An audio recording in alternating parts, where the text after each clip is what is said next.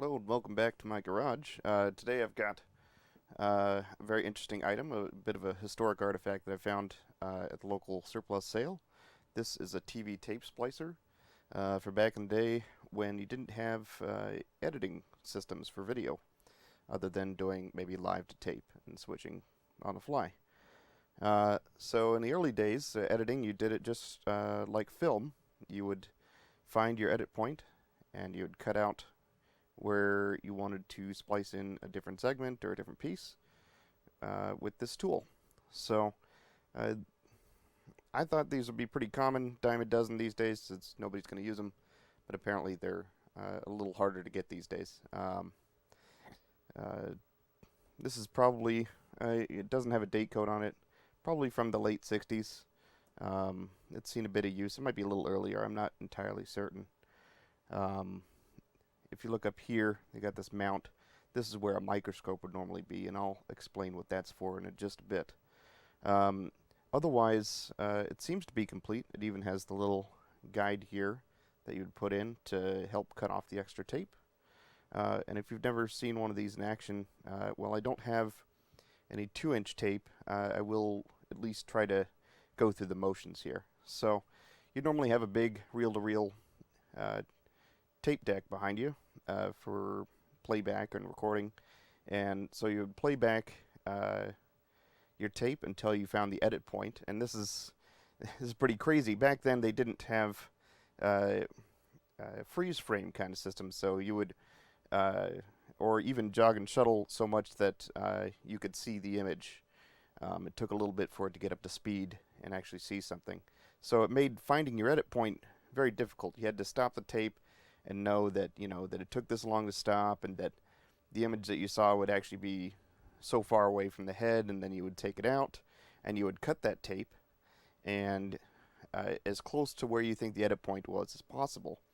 And then you would take that tape and put it in here, either on this side or I believe on this side, because this is what has been played out. It plays like this. So, but before you place it in here in the guillotine, you would have this magnetic developer, which sounds fancy, but it's really just, I believe, isopropyl alcohol and ferric dust, something that's attracted to, something that's magnetic, so you can see what was recorded on the tape. And that allows you to find your synchronization pulses on the side, and also see where to cut, so you're not cutting off in the middle of one wipe of the head. So you're not cutting any video information out, and you stay in sync once you put this back together. So you put your tape in here, and you clamp this down. There's also a little braking mechanism right here that you can clamp down as well to hold the tape from moving back and forth. And right here is a knob that, if we open this back up, you'll see there's a little roller here that'll help slowly move the tape back and forth into the right place. So once you've got that in there, and you know where you want to cut, and you've aligned it up to where the guillotine will go, you'd go ahead and cut that off and bring that back up. And then you would take what you're going to splice it into, the other piece of tape, do the same thing, use the developer, find out where you're going to cut. You'd bring it in here, and you could optionally clamp it down, and then you would cut it off again. So now that we've got the two pieces ready to put together, we'll take this assembly and go ahead and, one step I forgot here. You turn this little knob here, and it brings up these little pins. This will lift the tape if it'll stay in place, so it's not going to get hit by anything here. And you'll bring it over here. You can see I already have a strip of tape pulled out of this spool right here, and it's held down with these little fingers. And now we're going to lower the tape onto the videotape onto the splicing tape, and actually just press it along that tape, and then you should be good to go, other than cutting off the excess splice tape. And that's where this little block comes into play.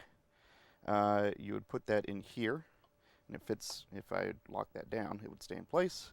You'd take a razor blade and cut off the excess tape on either side, and then you're good to go.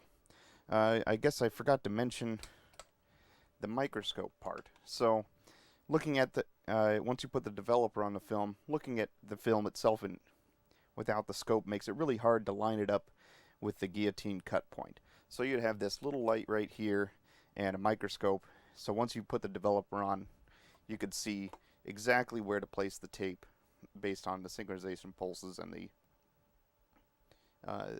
video information recorded on there. And that was supposed to help you line it up. Unfortunately, this didn't come with it. I don't know what happened to it. It wasn't near it when it was for sale. So I have a feeling that it's probably been removed a long time ago and repurposed for something else.